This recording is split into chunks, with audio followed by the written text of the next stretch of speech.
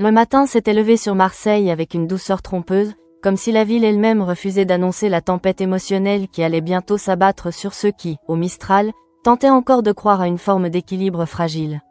Dans les rues encore calmes, la routine semblait reprendre ses droits, mais derrière cette apparente normalité, les cœurs étaient loin d'être apaisés, surtout celui de Baptiste, qui marchait aux côtés d'Emma avec Mathis, tentant désespérément de donner un sens à cette proximité retrouvée.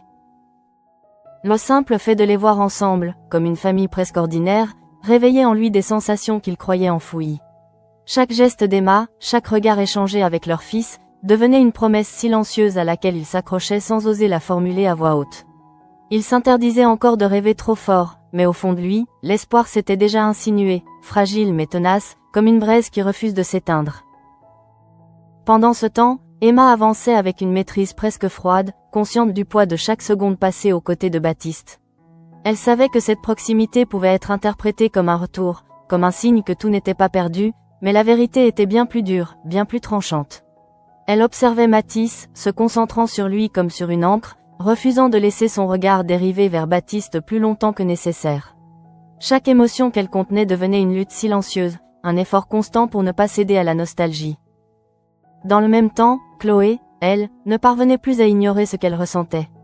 Depuis le retour d'Emma, quelque chose avait changé, quelque chose qu'elle ne pouvait plus dissimuler derrière les habitudes du quotidien. Elle observait Baptiste différemment, attentive à ses silences, à cette lumière particulière qui revenait dans ses yeux lorsqu'il parlait d'Emma, ou même lorsqu'il se contentait de prononcer son nom. Ce détail, presque insignifiant pour un regard extérieur, devenait pour Chloé une évidence douloureuse. Assise face à lui, elle tenta de garder une apparence détachée, mais ses questions trahissaient une inquiétude grandissante. Elle voulait comprendre, ou peut-être se préparer à ce qu'elle redoutait déjà.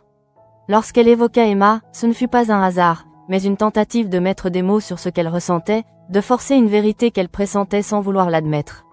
Baptiste, pris au dépourvu, hésita un instant avant de répondre, comme s'il cherchait encore lui-même à formuler ce qu'il ressentait réellement. Et puis il avoua. Ce ne fut pas une déclaration grandiose, ni un moment théâtral, mais une confession presque brute, presque involontaire. Oui, il ressentait encore quelque chose. Oui, Emma occupait toujours une place en lui qu'il n'avait jamais vraiment réussi à combler autrement. Cette vérité, une fois prononcée, sembla suspendre le temps autour d'eux, laissant Chloé face à une réalité qu'elle ne pouvait plus ignorer. Elle tenta de sourire, de garder une contenance, mais à l'intérieur, tout vacillait. Elle repensa à leur équilibre, à cette vie construite lentement avec Baptiste et les enfants, à ces moments simples qui, jusqu'alors, lui semblaient solides. Et soudain, tout cela lui apparut fragile, menacé par un passé qui refusait de rester à sa place. Pendant ce temps, au commissariat, une autre tension se jouait, plus froide, plus stratégique. Patrick Nebout, fidèle à son instinct, ne se contentait pas des apparences. Face à Christopher Wolff, il imposait une présence calme mais déterminée, cherchant à fissurer l'assurance de cet homme dont les activités commençaient à éveiller de sérieux soupçons.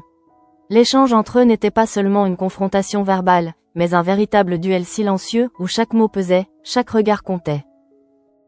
Wolff tenta d'esquiver, de minimiser, allant jusqu'à prétendre ne pas connaître Aya, comme si effacer son nom pouvait suffire à effacer les accusations. Mais Nebout n'était pas dupe. Il avait déjà enclenché une machine bien plus vaste, une enquête financière capable de remonter jusqu'aux origines de la fortune de Wolff, de dévoiler ce que ce dernier cherchait à cacher à tout prix. Cette menace, bien que formulée avec calme, portait en elle une violence latente. Elle signifiait que le temps de l'impunité touchait peut-être à sa fin, que les jeux d'influence et les manipulations pourraient bientôt être exposés au grand jour. Wolff, malgré son assurance apparente, comprit que la situation lui échappait peu à peu, même s'il s'efforça de maintenir une façade de contrôle. À quelques rues de là, une autre mécanique se mettait en place, plus discrète mais tout aussi déterminante. Zoé, avec une précision presque méthodique, avait exécuté un plan audacieux, remplaçant les billets de Wolff par de fausses coupures. Ce geste, en apparence simple, portait en lui une portée considérable. Il ne s'agissait pas seulement de tromper, mais de rétablir une forme de justice, de réparer les dégâts causés aux victimes du renard. Elle n'était pas seule dans cette entreprise. Les informations fournies par Louis avaient été cruciales, lui permettant de comprendre les rouages du système et d'anticiper les réactions de Romain.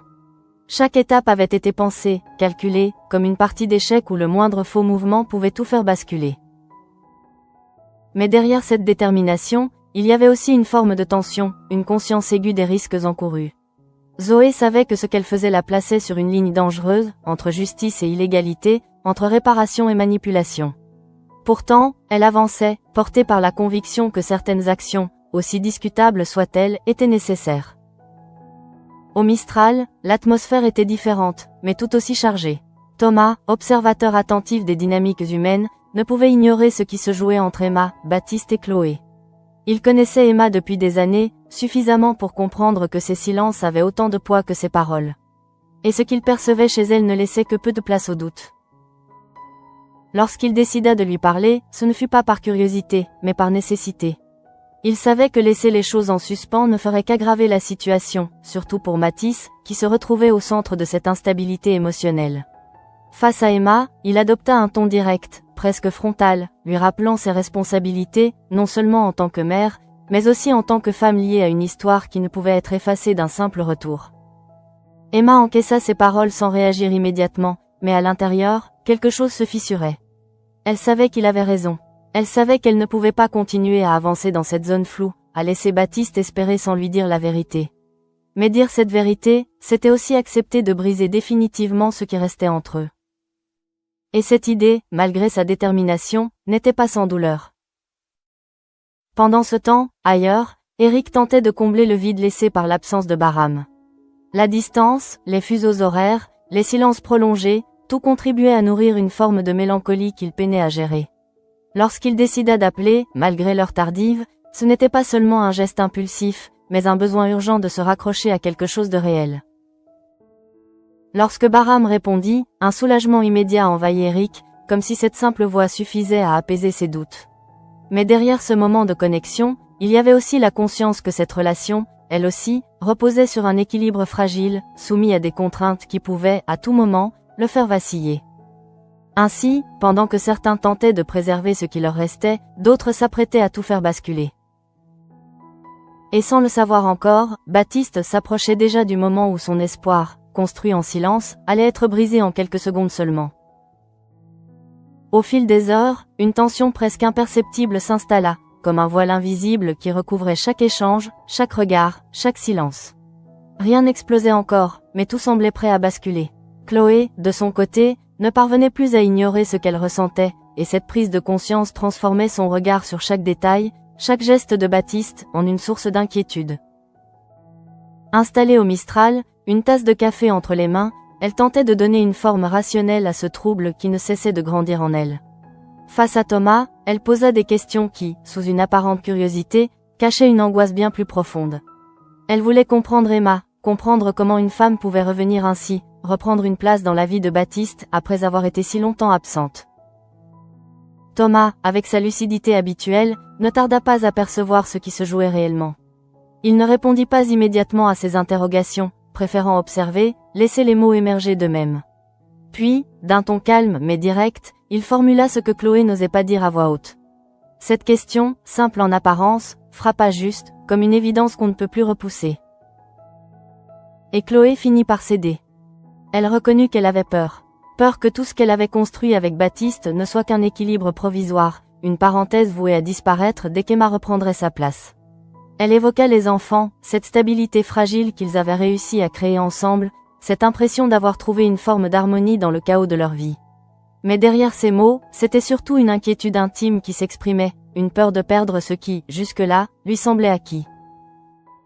Pendant ce temps, Emma, elle, avançait dans une direction bien différente, mais tout aussi déterminée. Les paroles de Thomas continuaient de résonner en elle, comme un rappel constant qu'elle ne pouvait plus repousser l'inévitable. Elle savait qu'elle devait parler, qu'elle devait mettre fin à cette ambiguïté qui ne faisait qu'alimenter les illusions de Baptiste. Mais plus elle s'approchait de ce moment, plus le poids de cette décision devenait difficile à porter. Dans le même temps, la mécanique mise en place par Zoé prenait une ampleur inattendue. En remettant les faux billets à Aya et Jules, elle révélait non seulement l'ampleur de son plan, mais aussi les conséquences qu'il pouvait avoir. Cet argent, destiné à remplacer celui dérobé par le renard, représentait une tentative de réparation, mais aussi un piège soigneusement élaboré pour atteindre Romain. Chaque détail avait été anticipé, chaque mouvement calculé, mais la situation restait dangereuse. Zoé ne pouvait ignorer que manipuler ainsi l'argent de Wolf revenait à s'exposer à des représailles. Pourtant, elle avançait avec une détermination presque froide, convaincue que ce qu'elle faisait était nécessaire, même si cela signifiait franchir des limites qu'elle n'aurait jamais imaginé dépasser auparavant. Aya, de son côté, observait la situation avec un mélange de prudence et de soulagement. Voir cet argent revenir, même sous une forme détournée, représentait une forme de justice pour les victimes. Mais elle savait aussi que cette affaire était loin d'être terminée, que les conséquences de ce geste pourraient encore se faire sentir. Au commissariat, l'enquête de Nebou continuait de progresser, gagnant en intensité à mesure que les éléments s'accumulaient. Il ne s'agissait plus seulement de soupçons, mais d'un véritable faisceau d'indices qui pointait vers des irrégularités importantes dans les revenus de Christopher Wolff. Chaque nouvelle information renforçait sa conviction que quelque chose de plus vaste se cachait derrière cette façade de respectabilité. Face à cette pression croissante, Wolff tentait de garder le contrôle, mais les fissures commençaient à apparaître. Les certitudes qu'il affichait jusque-là perdaient de leur solidité, remplacées par une vigilance accrue, presque nerveuse. Il comprenait que le terrain lui échappait peu à peu, que le jeu devenait plus dangereux, plus imprévisible. Mais pendant que certains luttaient pour garder le contrôle, d'autres étaient déjà en train de le perdre. Baptiste, de son côté, ne voyait encore qu'une partie de la réalité. Il continuait de s'accrocher à ces moments partagés avec Emma, à ces instants qui lui donnaient l'impression que tout n'était pas perdu. Lorsqu'il évoquait l'idée de peindre, de se lancer dans un projet personnel, il le faisait presque en retrait, comme s'il refusait de consacrer du temps à autre chose qu'à cette relation qu'il espérait reconstruire. Pour lui, chaque minute passée avec Emma était précieuse, presque vitale. Il avait le sentiment que tout pouvait encore changer, que ce retour n'était pas un hasard, qu'il portait en lui une possibilité de renouveau. Et cette conviction, aussi fragile soit-elle, suffisait à nourrir son espoir. Mais cet espoir reposait sur une illusion. Emma, elle, le savait. Elle le ressentait à chaque regard qu'il posait sur elle, à chaque mot qu'il choisissait avec précaution, comme s'il craignait de briser quelque chose de trop fragile. Elle voyait cette attente, cette confiance qu'il plaçait encore en elle, et cela rendait sa tâche encore plus difficile. Elle savait qu'elle allait devoir le détruire. Non par cruauté, mais parce que c'était la seule vérité possible. Parce qu'elle ne pouvait pas lui offrir ce qu'il espérait. Parce que rester dans ce flou ne ferait que prolonger une souffrance inévitable. Dans un autre coin de la ville, Eric continuait de chercher un équilibre dans une relation à distance qui devenait de plus en plus pesante. Ses échanges avec Bahram, bien que rassurants sur le moment, ne suffisaient plus à combler le vide laissé par l'absence physique. Chaque appel devenait un rappel de cette distance, de cette impossibilité d'être réellement présents l'un pour l'autre. Il tentait de s'en convaincre, de croire que cela pouvait fonctionner, mais une part de lui commençait à douter. Non pas de ses sentiments, mais de leur capacité à résister à cette réalité imposée. Ainsi, pendant que les liens se fragilisaient, que les vérités se rapprochaient, une scène se préparait, inévitable, presque inéluctable. Quelque part, à l'écart du tumulte, Baptiste et Emma allaient se retrouver. Et cette rencontre, loin d'être un moment de retrouvailles, allait marquer le point de rupture définitif entre ce qu'ils avaient été et ce qu'ils ne seraient plus jamais. À l'écart du tumulte du Mistral, la crique offrait un décor paisible, presque irréel, où le mouvement régulier des vagues semblait vouloir effacer toute tension. Pourtant, cette tranquillité n'était qu'une illusion fragile, car la rencontre entre Baptiste et Emma portait en elle une rupture inévitable, déjà décidée bien avant que leurs regards ne se croisent à nouveau. Baptiste était arrivé en avance, incapable de rester ailleurs, comme attiré par ce moment qu'il imaginait encore porteur d'espoir. Il observait les environs sans vraiment les voir, absorbé par ce qu'il projetait déjà dans son esprit. Pour lui, cette rencontre n'était pas une simple discussion, mais une possibilité de redonner un sens à ce qui, selon lui, n'avait jamais totalement disparu. Chaque instant partagé récemment avec Emma nourrissait cette conviction silencieuse qu'un retour en arrière restait envisageable. Lorsqu'Emma apparut, avançant vers lui avec une démarche mesurée, l'écart entre leurs attentes se révéla immédiatement, sans qu'aucun mot ne soit encore prononcé.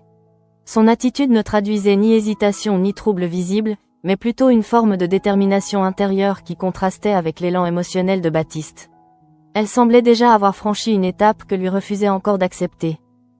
Le face-à-face s'installa dans un silence lourd, où chacun mesurait inconsciemment la portée de ce moment. Baptiste tenta de recréer un lien à travers leurs souvenirs communs, évoquant leur histoire avec une sincérité qui révélait à quel point ils restaient attachés à ce qu'ils avaient été. Il ne cherchait pas à convaincre de manière frontale, mais plutôt à faire renaître une évidence qu'ils croyaient encore partagée, comme si le simple fait de nommer leur passé pouvait suffire à raviver leur présent. Emma, de son côté, l'écoutait sans l'interrompre, laissant ses paroles se déployer jusqu'à leur terme. Cette écoute n'était pas un signe d'ouverture, mais plutôt une étape nécessaire avant de poser une vérité qu'elle savait difficile à entendre. Elle ne cherchait pas à contester ses propos, car elle comprenait parfaitement ce qu'il ressentait, mais elle savait aussi que cette compréhension ne changeait rien à sa décision. Le moment où elle mit fin à ce flux de paroles marqua une rupture nette dans l'échange, transformant immédiatement l'atmosphère. Ce geste, discret mais déterminant, interrompit non seulement la conversation, mais aussi l'élan émotionnel dans lequel Baptiste s'était engagé. Il se retrouva face à une réalité qu'il n'avait pas encore envisagée pleinement, comme si le sol se dérobait progressivement sous ses certitudes. Emma prit alors la parole avec une clarté qui ne laissait aucune place à l'ambiguïté. Elle expliqua que son retour à Marseille ne répondait pas à une volonté de reconstruire leur relation, mais qu'il était exclusivement lié à Mathis. Ce recentrage sur leur fils définissait toute sa démarche et excluait toute interprétation romantique de sa présence. Elle posa ainsi un cadre précis, destiné à mettre fin aux illusions qui s'étaient installées. Dans la continuité de cette explication, elle aborda la question du divorce comme une décision déjà actée dans son esprit. Il ne s'agissait pas d'une réflexion en cours ni d'un sujet ouvert à discussion, mais d'une étape nécessaire qu'elle souhaitait finaliser pour clore définitivement leur histoire. Cette annonce, formulée sans détour, transforma instantanément la perception de Baptiste, qui comprit que ce qu'il considérait comme une transition n'était en réalité qu'une conclusion. Face à cette déclaration, il resta d'abord figé, incapable d'intégrer immédiatement ce qu'il venait d'entendre. Ses repères vacillaient, car la cohérence qu'il avait construite autour du retour d'Emma s'effondrait brutalement. Il chercha instinctivement des signes contraires dans son attitude, une hésitation, une nuance qui pourrait atténuer la portée de ses paroles, mais il ne trouva qu'une constance qui rendait la situation encore plus irréversible. Il tenta alors de maintenir le dialogue, non pas pour contester directement ce qu'elle disait, mais pour retarder l'instant où cette réalité deviendrait totalement incontestable. Ces questions traduisaient moins un besoin de comprendre qu'une difficulté à accepter, comme s'il espérait encore que la discussion puisse infléchir une décision déjà prise. Pourtant, chaque réponse d'Emma confirmait la même ligne, sans variation ni ouverture. Cette absence de marge de négociation accentua le sentiment de rupture chez Baptiste, qui réalisa progressivement que ce qu'il avait interprété comme des signes de rapprochement relevait en réalité d'une lecture erronée de la situation. L'espoir qu'il avait nourri s'était construit sur une perception subjective, déconnectée de l'intention réelle d'Emma, et cette prise de conscience rendit la chute d'autant plus brutale. Emma, malgré la fermeté de ses paroles, n'était pas insensible à ce qu'elle provoquait. Elle percevait l'impact de chaque phrase, mais elle choisissait de ne pas en atténuer la portée, consciente que toute concession risquait de prolonger une illusion qu'elle cherchait précisément à dissiper. Son attitude reposait sur une cohérence interne, une nécessité de clarté qui primait sur le confort émotionnel immédiat. Le silence qui suivit ne fut pas un simple arrêt de la conversation, mais un espace chargé de tout ce qui venait d'être dit et de ce qui ne le serait plus jamais. Baptiste détourna le regard, non par indifférence, mais parce qu'il ne pouvait plus soutenir une vérité qui venait de redéfinir entièrement sa situation. Il ne réagit pas par éclat, mais par un retrait progressif, signe d'une rupture intérieure plus profonde qu'une simple dispute. Emma resta encore un instant, comme suspendue entre le besoin de partir et celui de prolonger ce moment, avant de choisir de s'éloigner. Ce départ ne fut pas précipité, mais assumé, comme la continuité logique de ce qu'elle venait d'énoncer. Elle ne se retourna pas, non par dureté, mais pour éviter de réintroduire une ambiguïté qu'elle venait précisément d'éliminer. Baptiste suivit son éloignement du regard, immobile, mesurant peu à peu la portée de ce qui venait de se produire. Il comprit que cette scène ne marquait pas seulement une étape, mais une fin définitive, celle d'une possibilité qu'il avait entretenue seul. Le décor reprit alors son apparente tranquillité, mais pour lui, rien ne pouvait plus redevenir comme avant, car ce qu'il venait de perdre ne relevait pas seulement d'une relation, mais d'une projection entière de son avenir. Après la crique, le retour à la réalité ne se fit pas immédiatement par des mots ou des explications, mais par un silence qui s'installa durablement en Baptiste, comme si quelque chose en lui avait cessé de fonctionner normalement. Il ne rentra pas en cherchant à comprendre ou à analyser ce qui venait de se passer, mais plutôt en portant avec lui une sensation de vide, une absence de repère qui rendait chaque geste mécanique. Lorsqu'il retrouva le Mistral, l'endroit qui jusque-là représentait un point d'ancrage dans sa vie, il ne ressentit aucun apaisement. Au contraire, tout lui semblait étrangement décalé, comme si le monde autour de lui continuait d'avancer sans tenir compte de ce qu'il venait de perdre. Les voix, les rires, les échanges habituels formaient un bruit de fond auquel il ne parvenait plus à se connecter. Chloé, en le voyant revenir, comprit immédiatement que quelque chose s'était brisé. Ce n'était pas seulement une intuition, mais une lecture précise de son attitude, de cette manière qu'il avait d'éviter les regards, de ne pas chercher à parler, comme si les mots eux-mêmes étaient devenus inutiles. Elle ne posa pas de questions dans l'immédiat, consciente que certaines réponses s'imposaient d'elles-mêmes, sans avoir besoin d'être formulées. Elle observa chaque détail, chaque mouvement, et cette observation confirma peu à peu ce qu'elle redoutait autant qu'elle l'attendait. Emma avait parlé, et ce qu'elle avait dit avait suffi à mettre fin à ce qui restait d'espoir. Cette certitude provoqua chez Chloé un mélange complexe d'émotions, où le soulagement se mêlait à une forme de culpabilité qu'elle ne pouvait ignorer. Car si une partie d'elle percevait cette rupture comme une possibilité, une ouverture vers quelque chose de nouveau, une autre partie refusait de se réjouir face à la souffrance évidente de Baptiste. Elle savait que ce moment n'était pas celui d'un rapprochement, mais celui d'une chute, et que toute tentative de s'en approcher trop rapidement risquerait d'être perçue comme une intrusion. Elle choisit donc de rester en retrait, mais attentive, prête à intervenir sans jamais forcer les choses. Dans le même temps, Emma poursuivait son chemin avec une détermination qui ne laissait apparaître aucune hésitation extérieure. Pourtant, ce qu'elle venait de faire continuait de résonner en elle, comme une onde qui ne cessait de se propager. Elle avait choisi la clarté, elle avait refusé toute ambiguïté, mais cela ne signifiait pas que cette décision était sans conséquence. Chaque pas qui l'éloignait de la crique était aussi un pas qui la coupait définitivement de ce qu'elle avait partagé avec Baptiste. Elle le savait, et cette conscience rendait son calme apparent encore plus fragile. Elle ne revenait pas sur sa décision, mais elle en portait le poids, dans une forme de tension intérieure qu'elle refusait de laisser apparaître. Au Mistral, Thomas observait lui aussi les effets de cette confrontation, sans avoir besoin d'en connaître les détails précis. Il connaissait Emma suffisamment bien pour comprendre qu'elle n'aurait pas laissé les choses dans le flou, et il connaissait Baptiste suffisamment pour deviner l'impact que cette vérité aurait sur lui. Pour Thomas, la situation ne relevait pas d'une surprise, mais d'une évolution logique qu'il avait anticipée. Ce qui l'inquiétait davantage, en revanche, c'était la manière dont cette rupture allait se répercuter sur Mathis. Il savait que les décisions des adultes, aussi nécessaires soient-elles, finissaient toujours par atteindre les enfants, souvent de manière indirecte mais durable. Cette préoccupation ajoutait une dimension supplémentaire à la situation, transformant une rupture personnelle en un déséquilibre familial plus large. Pendant ce temps, l'affaire autour de Wolf continuait de se resserrer, créant un climat de tension parallèle qui ne faisait qu'accentuer l'instabilité générale. L'enquête menée par Nebou avançait avec méthode, accumulant des éléments qui, mis bout à bout, dessinaient un schéma de plus en plus inquiétant. Les flux financiers, les incohérences, les témoignages, tout convergeait vers une réalité que Wolf ne pouvait plus totalement contrôler. De son côté, Zoé suivait les conséquences de son propre plan avec une attention accrue. Le remplacement des billets avait déclenché une réaction en chaîne qui dépassait désormais le simple cadre de son initiative initiale. Ce qu'elle avait conçu comme une stratégie ciblée prenait une ampleur plus large, impliquant des acteurs multiples et des enjeux qu'elle ne maîtrisait plus entièrement. Cette évolution renforçait la tension, car chaque avancée dans cette affaire pouvait provoquer des réactions imprévisibles. Le piège tendu à Romain reposait sur un équilibre fragile, et le moindre élément inattendu pouvait compromettre l'ensemble du dispositif.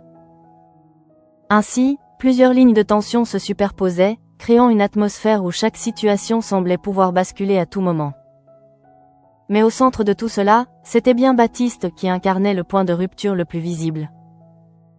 Isolé dans ses pensées, il tentait de reconstruire une forme de cohérence à partir de ce qu'il venait de vivre, mais chaque tentative se heurtait à la même conclusion.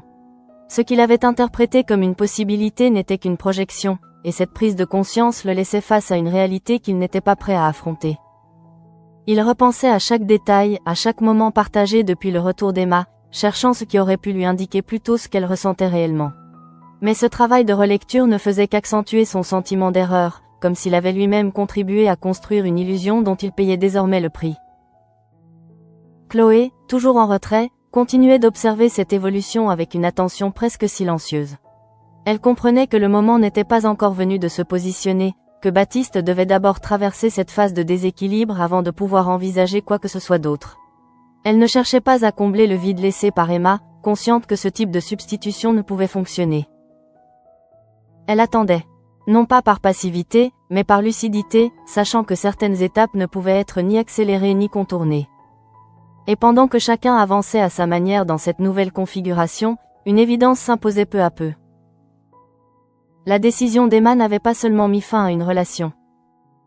Elle avait redéfini l'équilibre de tous ceux qui gravitaient autour d'elle. Les heures qui suivirent ne furent pas marquées par des éclats visibles, mais par une transformation progressive, presque silencieuse, de l'équilibre qui régissait jusque-là les relations entre chacun. Ce qui s'était joué à la crique continuait de produire ses effets, comme une onde qui se propage sans bruit mais modifie profondément tout ce qu'elle traverse. Baptiste, au cœur de cette évolution, avançait désormais sans véritable direction, comme si la rupture avait désorganisé ses repères internes. Il ne cherchait plus à interpréter les événements ni à anticiper ce qui pourrait venir, mais se contentait de traverser les moments, avec une forme de détachement qui traduisait moins une acceptation qu'un épuisement émotionnel. Ce retrait progressif ne passait pas inaperçu, mais il ne suscitait pas non plus de réaction immédiate, chacun comprenant intuitivement que cette phase était nécessaire. Dans cet état, il ne s'agissait plus pour lui de reconstruire quoi que ce soit, mais simplement de retrouver une stabilité minimale, un point d'équilibre à partir duquel il pourrait, peut-être, recommencer à penser différemment. Cette transition, encore fragile, marquait un basculement important, car elle signifiait que l'espoir qu'il avait porté jusque-là avait laissé place à une forme de lucidité, même si celle-ci restait douloureuse. Chloé, de son côté, continuait d'adopter une position mesurée, refusant toute précipitation. Elle percevait clairement que la situation avait changé, que la place laissée vacante par Emma ouvrait une possibilité, mais elle comprenait aussi que cette possibilité ne pouvait exister qu'à condition de ne pas être imposée. Elle observait les réactions de Baptiste, attentive aux signes, aux évolutions, mais sans chercher à orienter directement ses décisions. Cette retenue n'était pas une absence d'émotion, mais une manière de respecter le rythme imposé par les circonstances. Elle savait que toute tentative d'accélération risquerait de compromettre ce qui pourrait, à terme, se construire autrement. Ainsi, elle s'inscrivait dans une temporalité plus longue, acceptant l'incertitude comme une étape nécessaire.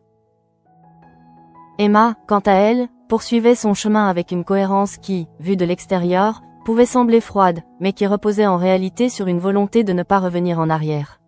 Elle avait posé un cadre clair, et elle s'y tenait, malgré les répercussions que cela impliquait. Sa priorité restait centrée sur Matisse, et cette orientation guidait chacune de ses décisions, réduisant l'espace consacré au passé à ce qui était strictement nécessaire.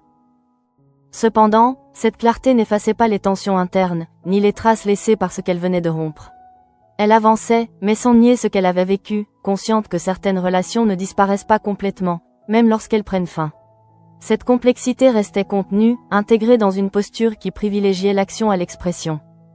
Autour d'eux, les autres dynamiques continuaient d'évoluer, renforçant l'impression d'un moment charnière où plusieurs trajectoires se redéfinissaient simultanément.